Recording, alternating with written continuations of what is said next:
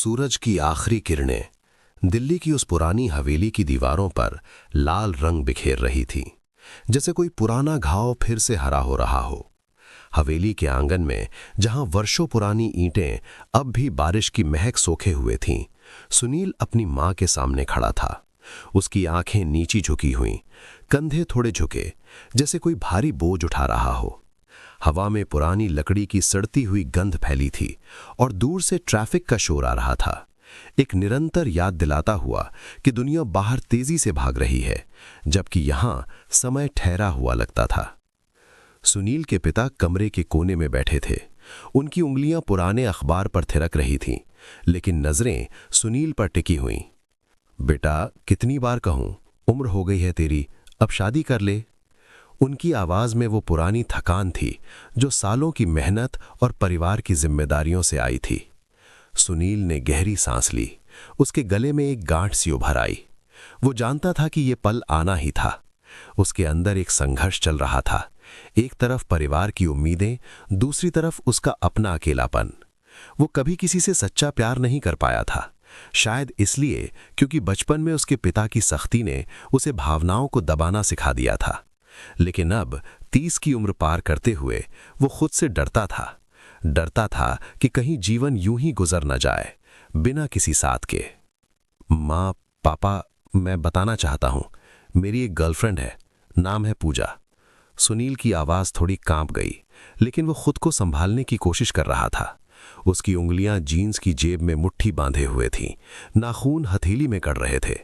मां की आंखें चौड़ी हो गईं और पिता ने अखबार नीचे रख दिया। कमरे में एक पल के लिए सन्नाटा छा गया।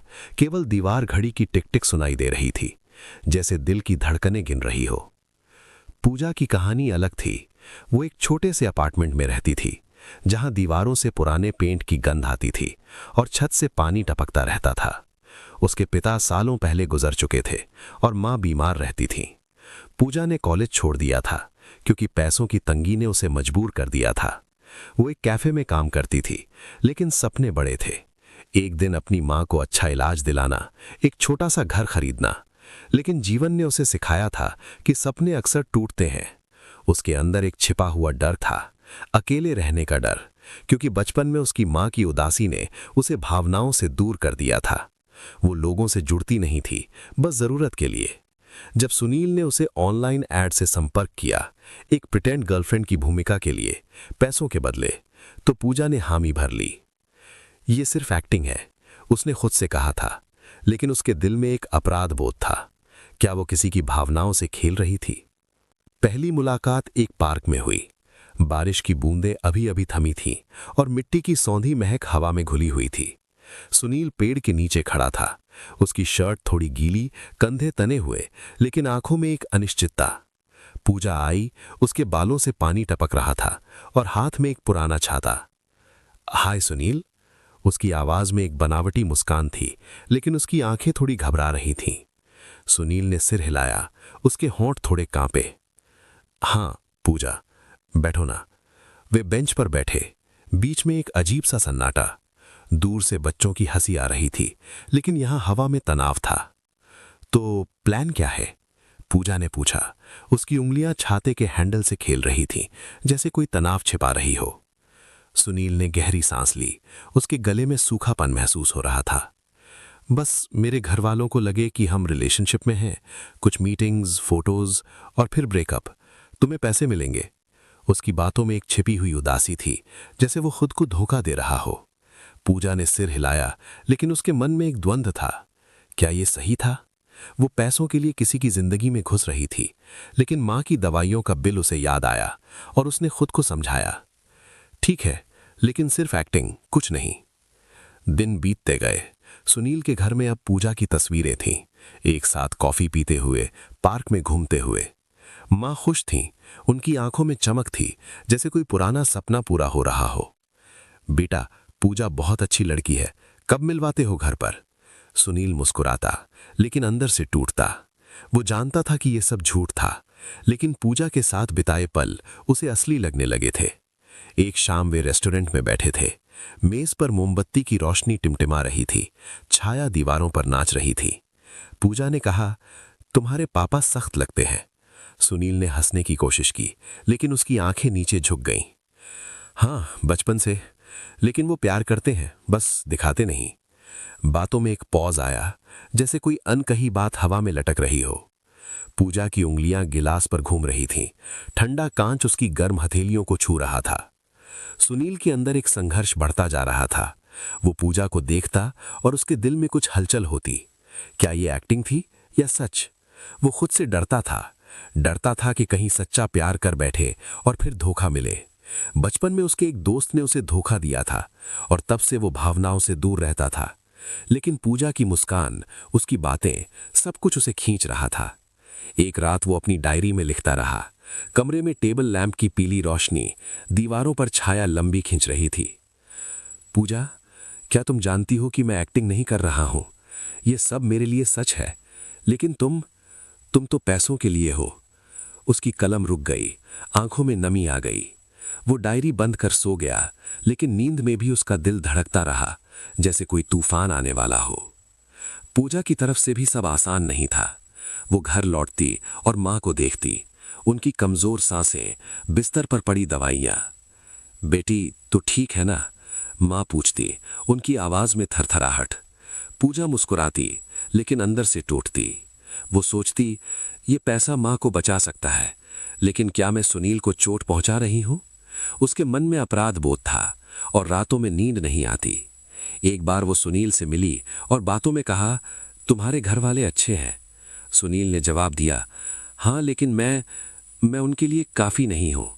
उसकी आवाज में एक क्रैक था, जैसे कोई पुराना दर्द उभर रहा हो।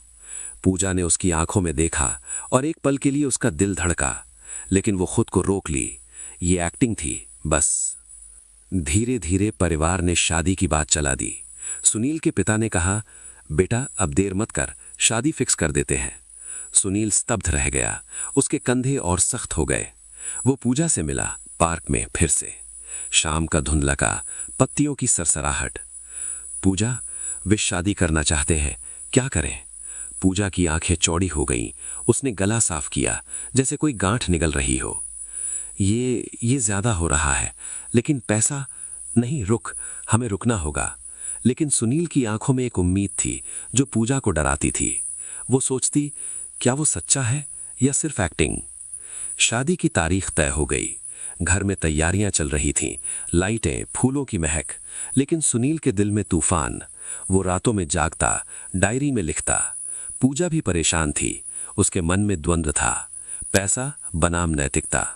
शादी से एक दिन पहले वो सुनील के घर गई। दरवाजा खटखटाया, हाथ कांप रहे थे। मां ने खोला, आओ बेटी। पूजा अंदर गई। कमरे में पुरानी किताबों की गंध। सुनील बाहर था, लेकिन डायरी टेबल पर पड़ी थी।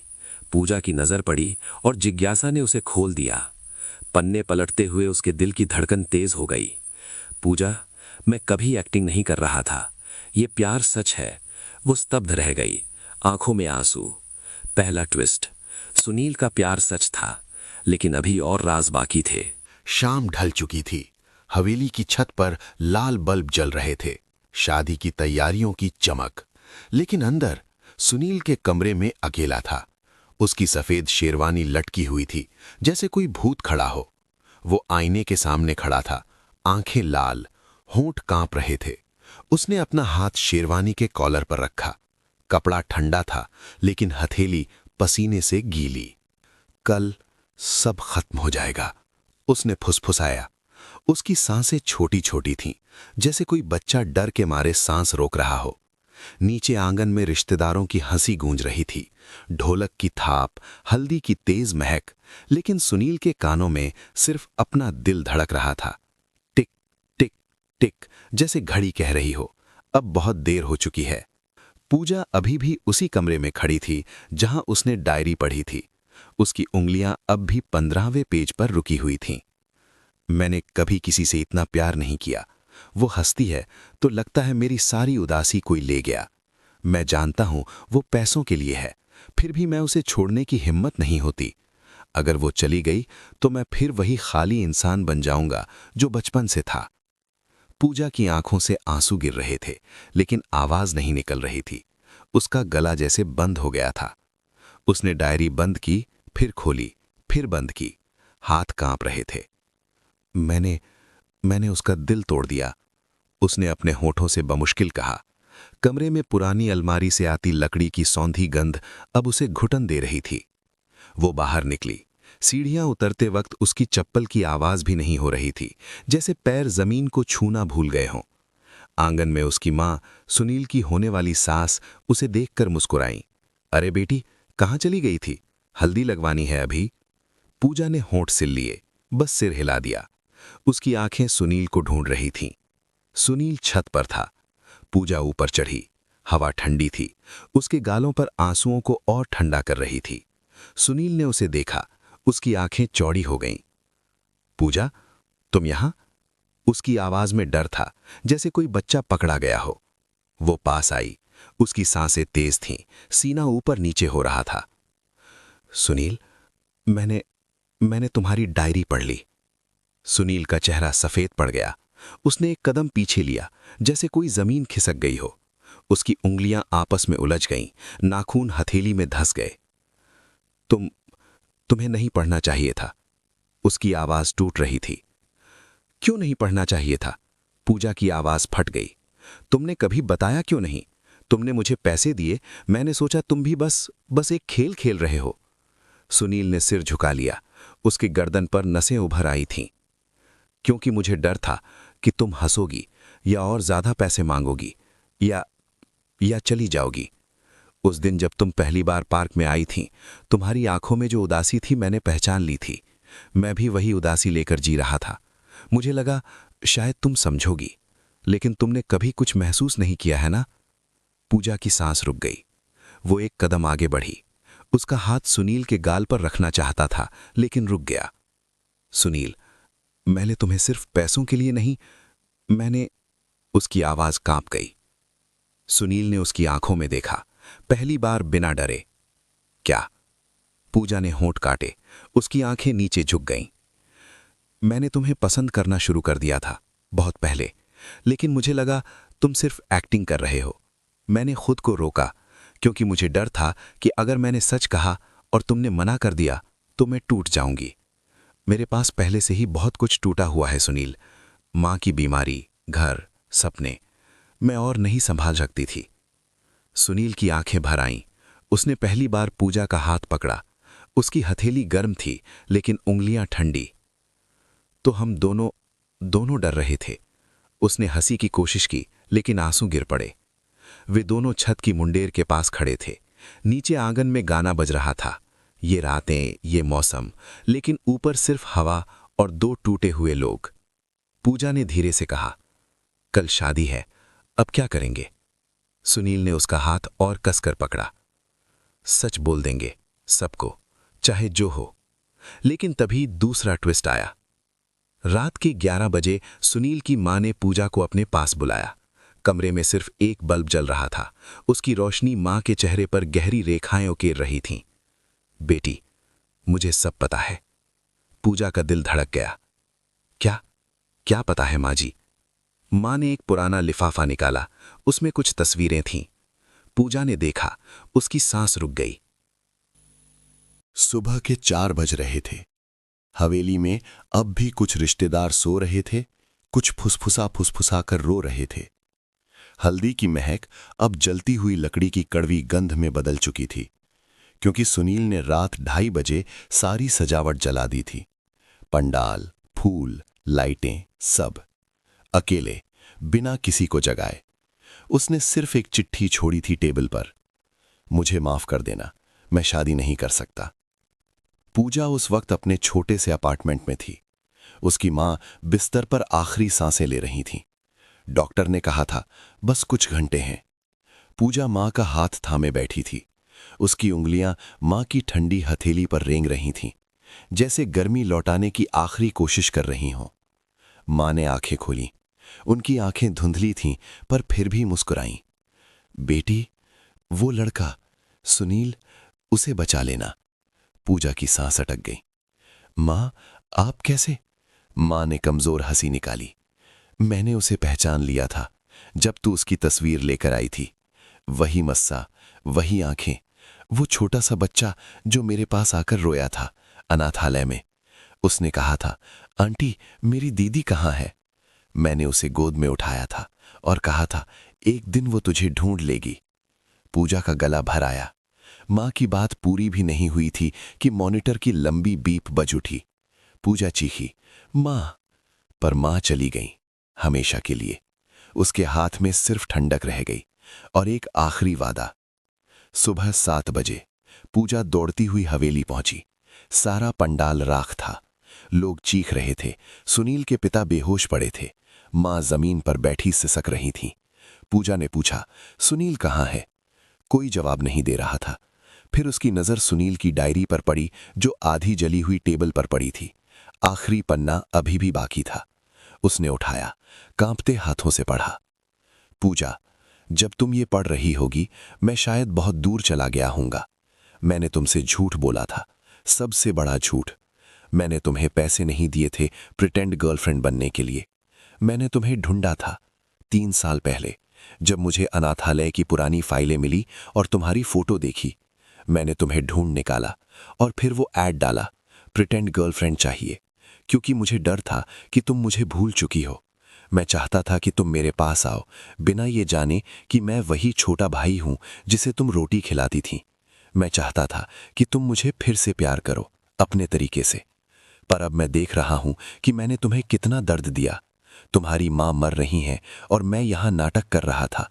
मैंने तुम्हारा बचपन छीना था जब मैं चला गया था, और अब तुम्हारा वर्तमान भी छीन रहा हूं। मैं जा रहा हूं तुम्हें आजाद करने। अगर कभी मुझे माफ कर सको तो बस इतना याद रखना, तुम मेरी पहली रोशनी थी और आखिरी भी। सुनील। पूजा की चीख हवेली की दीवारों से टकराई। वो दौड़ी बाहर, सड़क पर। उसके पैरों में चप्पलें भी नहीं थीं। दिल्ली की ठंडी सुबह की ओस उसके तलवों को चुभ रही थी। वो जानती थी सुनील कहाँ होगा। वो जगह जहां वे पहली बार मिले थे, वो पुराना पार्क। पार्क सूना था, केवल कोहरा और चुप्पी। सुनील उस बेंच पर बैठा था जहां पहली बार पूजा से मिला था। उसके सामने एक छोटी सी डिबिया थी, दवाइयों की, खाली। उसके होंठ नीले पड़ चुके थे, सांसें धीमी, आंखें बंद। पूजा दौड़कर उसके पास पहुंची। सुनील, नहीं नहीं। उसने उसे गोद में उठाया। उसका शरीर ठंडा था, पर अभी भी हल्की हल्की गर्मी बाकी थी। वो रोई नहीं, उसकी आंखें सूखी थीं। बस सुनील का चेहरा अपने सीने से लगाए चीखी, मैंने तुझे ढूंढ लिया था मूर्ख, तू भाग क्यों रहा है? मैं तेरी दीदी नहीं हूं अब सुनील, मैं तेरा सब कुछ हूं। उठ, मेरे लिए उठ। सुनील की पलकें हिलीं। वो मुश्किल से आंखें खोल सका। पूजा को देखकर उसकी आंखों में आंसू आ गए। पूजा, मुझे माफ। चुप। पूजा ने उसका मुंह अपने हाथ से बंद कर दिया। अब एक भी शब्द नहीं। तू मेरे साथ चलेगा, अस्पताल, अभी। वो उसे गोद में उठाने की कोशिश करने लगी, पर सुनील का हाथ उसकी कलाई पकड़कर रुक गया। नहीं, अब देर हो चुकी। पूजा ने सिर हिलाया। नहीं हुई है, तू मेरे साथ रहेगा हमेशा। मैंने तुझे बचाया था एक बार, अब फिर बचा लूंगी। सपने में भी नहीं जाने दूंगी। सुनील ने आखिरी बार मुस्कुराया। उसकी उंगलियां पूजा के गाल पर फिसलीं। दीदी, मुझे घर ले चलो। उसकी सांस रुक गई। उसका हाथ ढीला पड़ गया। पूजा चीखी नहीं, वो बस सुनील को सीने से लगाए बैठी रही, कोहरे में, सुबह के सन्नाटे में, जैसे 10 साल की लड़की अपने छोटे भाई को आखिरी बार लोरी सुना रही हो। दूर से सूरज निकल रहा था, लाल, खून जैसा, जैसे कह रहा हो, कुछ रिश्ते बचपन में शुरू होते हैं और वहीं खत्म भी हो जाते हैं। पूजा ने सुनील का सिर अपनी गोद में रखा। उसकी उंगलियां उसके बालों में फेरती रहीं, धीरे धीरे, जैसे कभी अनाथालय में किया करती थीं, और फुसफुसाई, सो जा छोटू, दीदी आ गई है। अब कोई नहीं छीनेगा तुझे, कभी नहीं। कोहरा गहरा होता गया। 2 लोग, एक बेंच और एक रिश्ता, जो नकली शुरू हुआ था पर सबसे सच्चा निकला।